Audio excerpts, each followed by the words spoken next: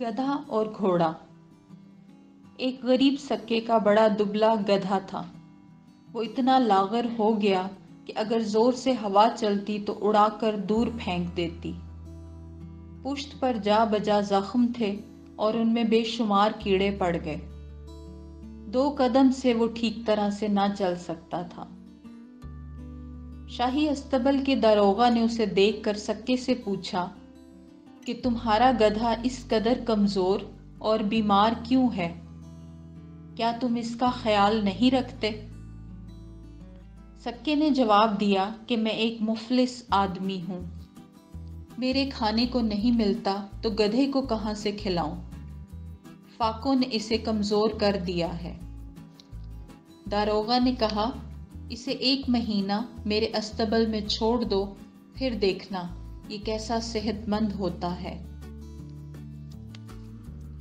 چنانچہ وہ گدھے کو اپنے استبل میں لے گیا اور اسے گھوڑوں کے ساتھ باندھ دیا۔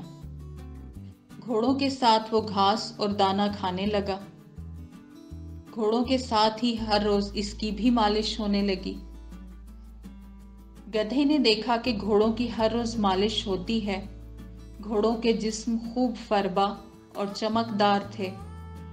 ان کے بدن اور استبل کی صفائی کا خوب خیال رکھا جاتا تھا۔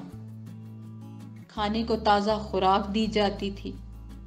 یہ ٹھاٹھ دیکھ کر بیچارہ گدھا دل میں کہنے لگا، یا الہی، مجھ میں اور گھوڑوں میں کیا فرق ہے کہ ان کی اور میری قسمت میں اتنا تضاد؟ ان کی قسمت میں اتنا عیش و آرام، خیال رکھنے کو نوکر چاکر، کھانے کو اچھی خوراک، اور میری قسمت میں فاقے اور ڈنڈے کھانا۔ مجھے کس چیز کی سزا ہے؟ کچھ دن بعد ایک لڑائی میں استبل کے گھوڑوں کو لے جایا گیا۔ شام کو جب گھوڑے واپس آئے تو زخموں سے چور تھے۔ وہی بدن جن میں ریشم سی چمک اور لچک تھی، کان سے لے کر دم تک خون میں لتھڑ کر خراب تھے۔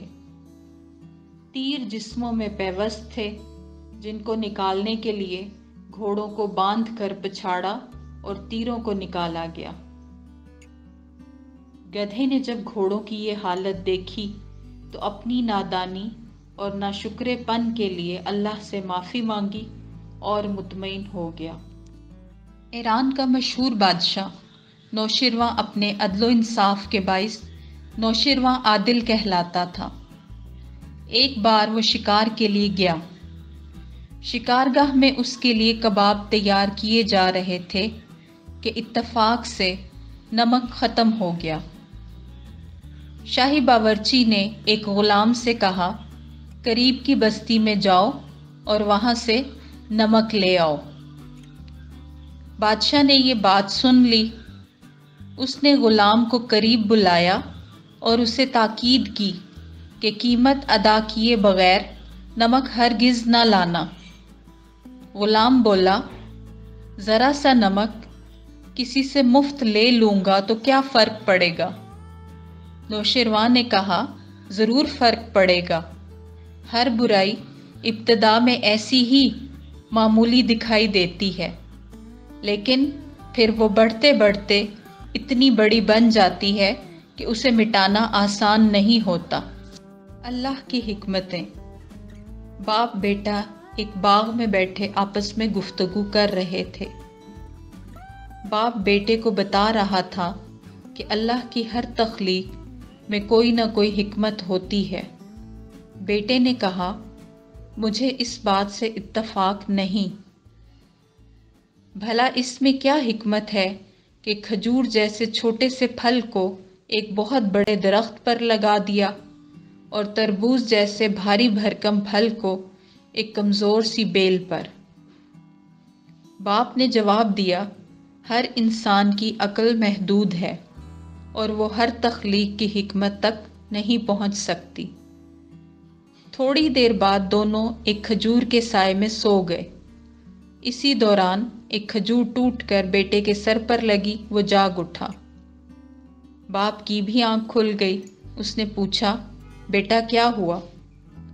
ایک کھجور سر پر لگی ہے جس سے نیند خراب ہو گئی، بیٹے نے بتایا۔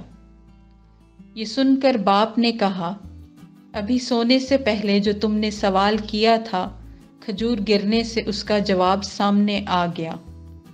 اگر تربوز سا بڑا پھل کھجور کے درخت پر لگا ہوتا اور وہ تمہارے سر پر گرتا تو تم اس وقت آخری سانسیں لے رہے ہوتے۔